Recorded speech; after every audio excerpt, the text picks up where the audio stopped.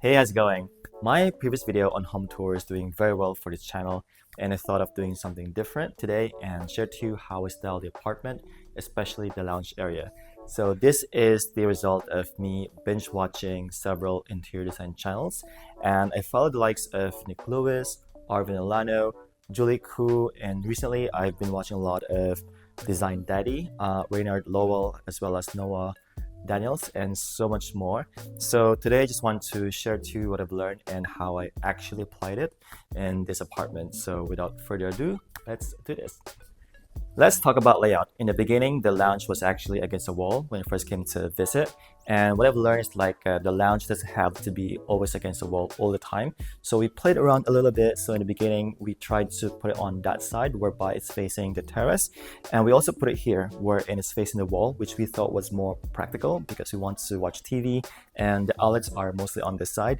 And at the same time, it's a great way to also separate the lounge area from the rest of the other functions of different spaces. It helps to separate the lounge area from the office on my left side and the dining area on my right side. Alright, so once we have established the position of the couch, when I went back home to my previous apartment, I did some sketches just for me to visualize what is going to be the entire look of the apartment, and just for me to also know where to put things because we do have some furniture and it's not like we need to buy every single thing. However, we did buy the TV media console, and it was intentional that it's low and brown, which I'll explain shortly, because what I've learned is that in a lounge area, you don't have to have the TV as the main focal point. So with that concept, I thought, okay, so we do have a big wall to fill in, and I wanted my painting to be the main focal point, and at the same time, it's going to be the one to set the tone of the entire color scheme of the apartment or the lounge area. And so with that concept, again, the TV media console is dark brown, so that it matches the brown strip of the painting. And at the same time, it helps to also let the TV not pop out, and it's kind of just fitting in on the background. When it comes to rug, the scale and proportion is very important, and what I've learned is that the rug should be longer compared to the lounge, and that the front legs of the accent chair should also fit in at least. And that's a really good rule, which I didn't exactly follow because the rug was meant for the older lounge, which was shorter. But what I did is that this side is a perfect fit, like it can fit in the front legs of this chair, and also there's a side table. But on the other side, which people don't really see, it's actually much shorter compared to the lounge, which I think it's okay because we do want to save money and not spend just for the sake of following the rule. And I just don't want to waste this rug. Let's talk about this mirror that I had for like 8 years now. In the beginning, it was actually against a wall, and because the concept was that it's supposed to be facing across the dining area, and in feng shui, it's really good for a mirror to be in the dining space because it's able to reflect and amplify abundance and good fortune. But we thought that this angle was a bit better because it helps to brighten up the space, also make the space a bit bigger because it's the corner of the room and it's a lot darker. So that's why we thought this one looks really good in this space. Let's talk about color. So basically the color scheme is coming from this paint that I've drawn, that I've painted. So it has a mix of brown and beige and red and green. So as you can see, that's the entire color of the apartment. But one thing I've learned is that one needs to be so careful. You want the color to be the same and consistent to make it cohesive, but at the same time you want the color to be of different shades and gradient so that has a smoother transition. For example, there are different shades of reds here, like there's rust, amber, dark orange, there's burgundy from the lampshade. So even with the wood tone, there's like light and dark, and it's all different to make it more cohesive and kind of dynamic. Because otherwise, if it's too matchy, what I've learned is like a lot of designers don't want matchy things because otherwise it'll kind of make the place a bit tacky. Alright, so let's talk about a really fun stuff, which is decoration. Number one, plants are always good for decoration. It's easy and cheap. Just make sure that it's not toxic for your pets. And number two is that don't try to buy random stuff. I know like when we go out, like you get to see like different knickknacks and it's kind of cute, but if it doesn't fit your space, then don't buy it, because otherwise it'll just make the place look so random.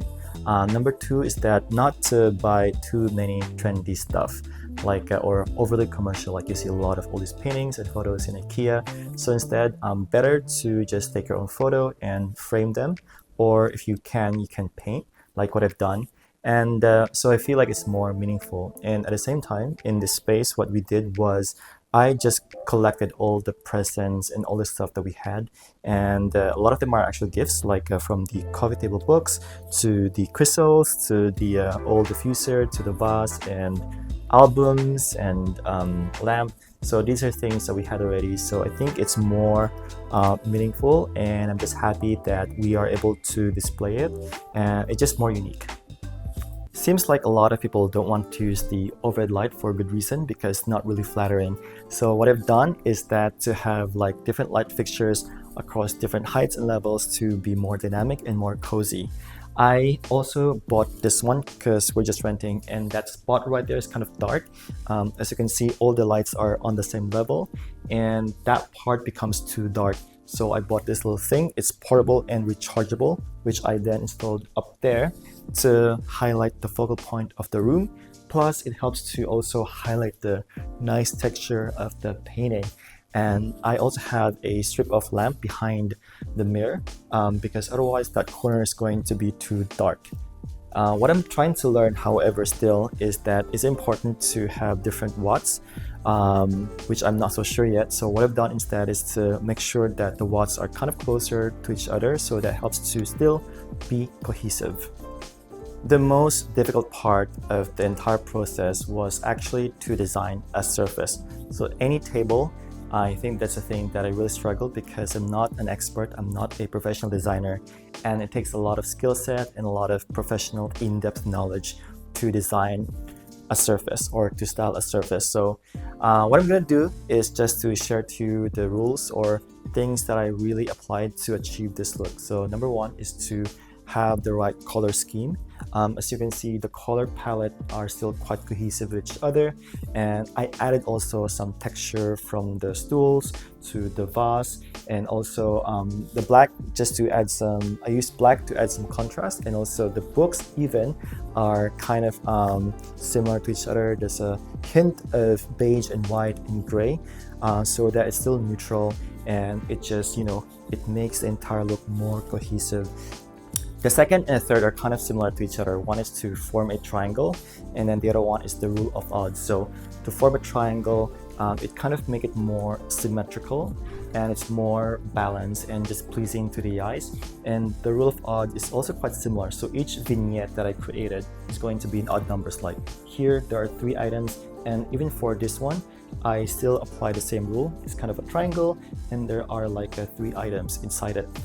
This one is kind of exceptional. I know there's only 2, but I feel that kind of made sense in terms of the look and the color and the texture. But I don't care. It just happens that I'm also running out of stuff to display.